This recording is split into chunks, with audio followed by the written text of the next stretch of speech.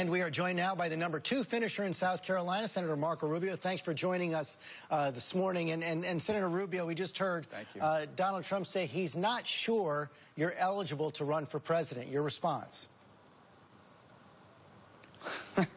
Well, this is a pattern. This is a game he plays. He says something that's edgy and outrageous, and then the media flocks and covers that, and then no one else can get any coverage on anything else. And that worked when there were 15 people running for president. It's not going to work anymore.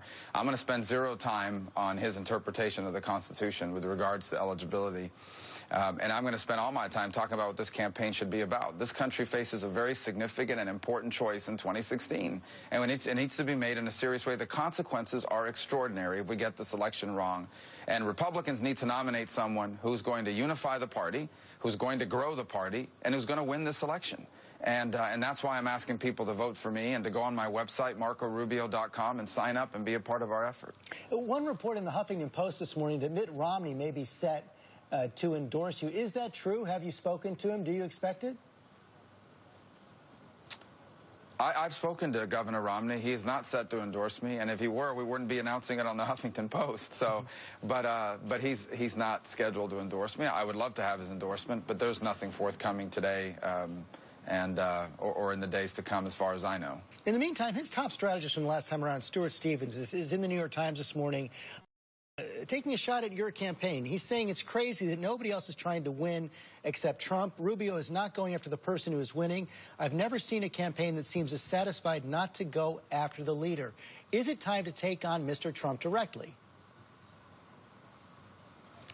Well, this is not an election like others up to this point. As I said, you know, there's 7, 8 people dividing up 70% of the vote. And so we had a very unusual circumstance. I was being attacked from all sides. I mean, I had one super PAC that spent $40 million going after me. So you can only take on so many people at one time. And this is not about going after Donald Trump. It isn't. I know people want to obsess about that. This election is about who is best capable of uniting the Republican Party. I know that I am.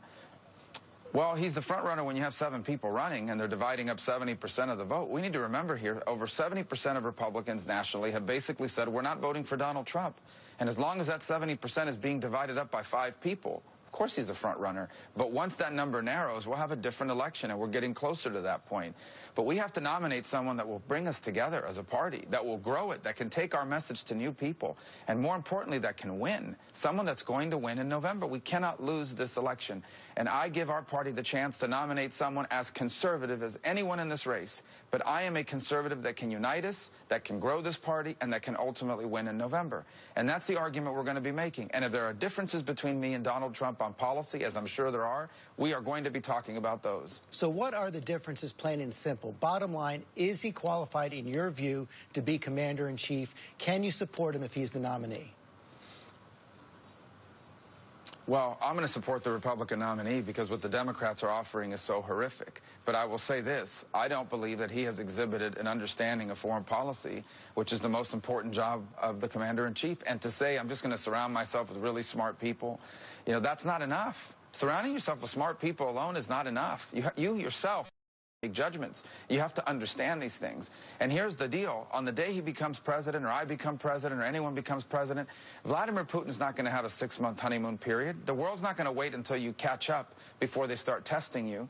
You better understand these from day one. And the other problem is our next president has to be someone that can bring this country together, some level of unity, not unanimity. We're not going to agree on every issue, but someone that will seek to unite Americans, not pit us against each other. And that's the kind of campaign I tried to run. That's the kind of president I'll be. I'll be a president for all Americans, even those who do not agree with me. And I think that is really important given what we faced the last 7 years and how divisive Barack Obama has been.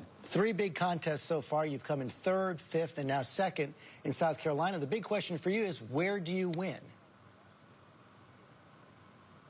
Well, when we get to these winner-take-all states, we have to start winning because they award all their delegates to one person.